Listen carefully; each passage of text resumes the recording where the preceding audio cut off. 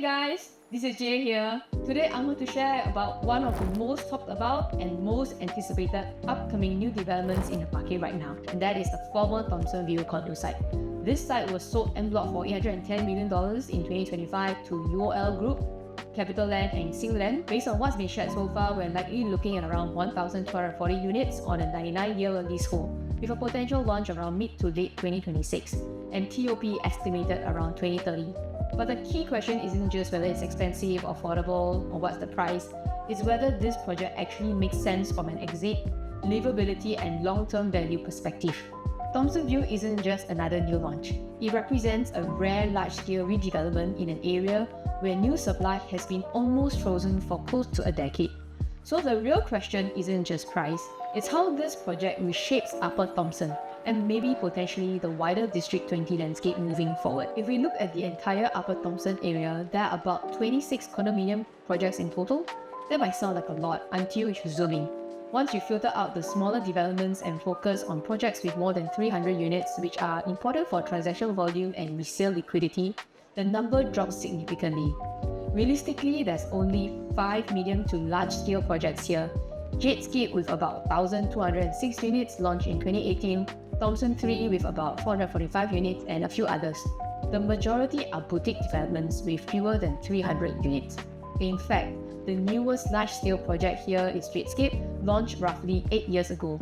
That alone tells us how rare new supply is in this area. From an investment or home investment perspective, depending on how long you plan to hold, I generally avoid very small projects. Why?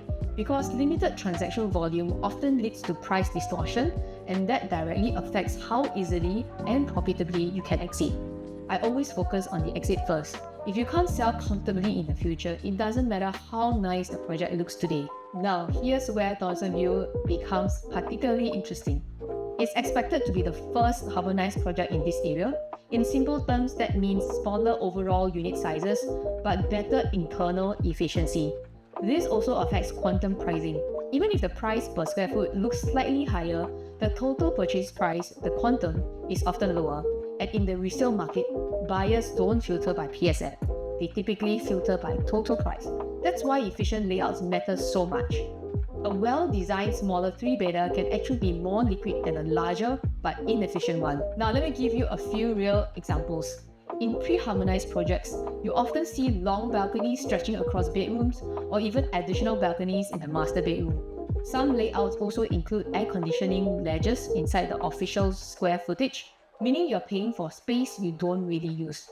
For instance, a nearby 3-bedder development around 1,044 to 1,025 square feet often has extended balconies, and in another, some 3-bedroom units go up to 1,378 square feet, again with multiple balconies, plus aircon ledges counted as paid space.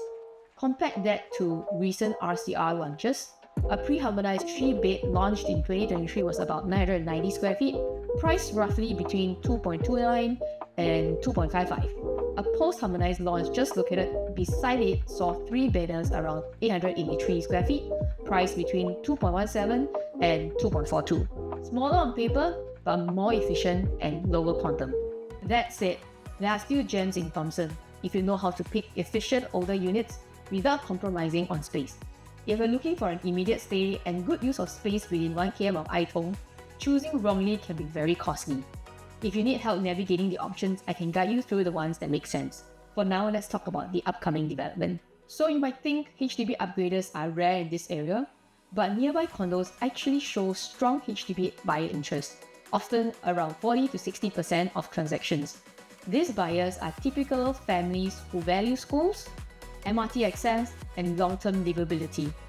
Tong is clearly a major draw, but families also think beyond primary school, looking at schools like Raffles Institution, Cat High, RGS, CHIJs and NICs, even New Junior JC, Anderson JC, as well as Nanyang Polytechnic and ITE. That long education runway helps support sustained demand in this area. Thomson View also aligns well with future upgrader waves. Surrounding towns like Bishan, Ang Mo Kio, and Toa Payoh have seen steady BTO launches between 2020 and 2025. Many of these will hit their 5-year MOP around 2029 to 2031, which coincides nicely with this project's expected TOP. Even conservatively assuming 30% upgraded conversion, That's easily 1,500 to 2,000 potential buyers from nearby areas alone, not including families coming from all other parts of Singapore. Now let's zoom out and look at the longer-term planning picture. Under the Draft Master Plan 2025, parts of the area around Windsor Nature Park and plots near Bright Hill MRT, which will become a future interchange, have been rezoned or earmarked for future potential residential use. This doesn't mean prices jump overnight, but planned density and livability improvements tend to lift land values across the surrounding catchment, including Upper Thomson. On connectivity, we are looking at layered improvements. Thomson East Coast Line Stage 5, completing around 2026, strengthens South-East links. The bigger shift comes with the Cross Island Line, expected around 2030, turning Bright Hill into a true interchange. Looking further ahead, both Thomson East Coast Line and Cross Island Line are planned to connect directly to Changi Terminal 5 in the mid-2030s.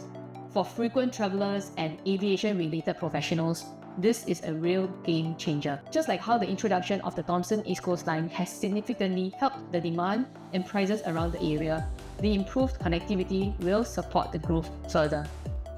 This gives you more than one way to exit, instead of relying on a single outcome. You could sell after TOP to buyers looking to upgrade. You could hold into the early to mid-2030s to benefit from new infrastructure, pushing prices up, or you can hold longer to gain from nearby nature and future rezoning. Having several exit options gives you flexibility and confidence, which is what really matters when planning your exit. To me, the new Thomson View represents more than just a new launch. It reflects how this area is evolving with limited supply, improving connectivity, and steady family demand. If you're weighing your options in the Upper Thomson area, whether as an investor or an on-stay buyer, having the right context really matters. If this is your first time exploring new developments, do note that building under construction work very differently from resale properties, especially when it comes to progressive payment structures.